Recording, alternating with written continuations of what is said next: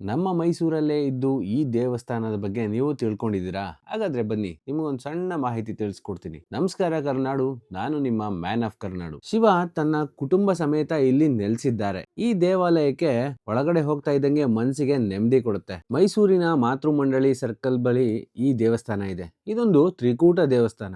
ಈ ದೇವಸ್ಥಾನದಲ್ಲಿ ಗಣಪತಿ, ಚಂದ್ರಮೌಳೇಶ್ವರ, ಪಾರ್ವತಿ ದೇವಿ ಪ್ರತ್ಯೇಕ ಗುಡಿಗಳಿದೆ. ಶಿವನಿಗೆ ಮುಖ ಮಾಡಿ 2 ನಂದಿಗಳಿದೆ. ಮಹಾದೇವನ ಪೂರ್ಣ ಕುಟುಂಬವೇ ಇದೆ. ಸುಬ್ರಹ್ಮಣ್ಯ, ಆಂಜನೇಯ, ಕಾಲಭೈರವ, ದಕ್ಷಿಣ ಮೂರ್ತಿ ಹಾಗೆ ನವಗ್ರಹಗಳು ಕೂಡ ಇದೆ. ನಮ್ಮ ಭಾರತದಲ್ಲಿ ಪ್ರಸಿದ್ಧವಾಗಿರೋ 12 ಜ್ಯೋತಿರ್ಲಿಂಗಗಳು ಪ್ರತಿಷ್ಠಾಪನೆ ಮಾಡಿದ್ದಾರೆ. ಒಂದೇ ಸ್ಥಳದಲ್ಲಿ ಎಲ್ಲಾ ಜ್ಯೋತಿರ್ಲಿಂಗಗಳನ್ನ ದರ್ಶನ ಮಾಡಬಹುದು. ಬೆಳಗ್ಗಿನ 8 ಗಂಟೆಗೆ ಅಭಿಷೇಕ ಮಾಡ್ತಾರೆ. ಮಹಾಗಣಪತಿ ನೆಲೆಯಾಗಿರುವ ಎಕ್ಕದ ಗಿಡ ಹಾಗೆ ಮಹಾಲಕ್ಷ್ಮಿ ನೆಲೆಸಿರುವ ತುಳಸಿ ಕೂಡ ಒಂದೇ ಕಡೆ ಇದೆ. ಇಲ್ಲಿನ ವಿಶೇಷ ಇದರ ಪ್ರದಕ್ಷಿಣೆ ಮಾಡಿದರೆ ಇಲ್ಲಿ ಪುಣ್ಯ ಬರುತ್ತೆ ಅಂತ ನಂಬಿದ್ದಾರೆ. ಇಲ್ಲಿ ಬಂದು ಪ್ರಾರ್ಥನೆ ಮಾಡಿ ನಿಮ್ಮ ಕಷ್ಟ ಸುಖ ದುಃಖಗಳನ್ನ ಪರಿಹಾರ ಮಾಡ್ಕೊಳ್ಳಿ. ಈ ತರ ವಿಡಿಯೋ ಬೇಕು ಅಂತ ಅಂದ್ರೆ ನಮ್ಮ ಪೇಜ್ ನ ಫಾಲೋ ಮಾಡ್ತಾ ಇರಿ, ಲೈಕ್ ಮಾಡ್ತಾ ಇರಿ, ಫ್ರೆಂಡ್ಸ್ ಅಂಡ್ ಫ್ಯಾಮಿಲಿಗೆ ಶೇರ್ ಮಾಡ್ತಾ ಇರಿ.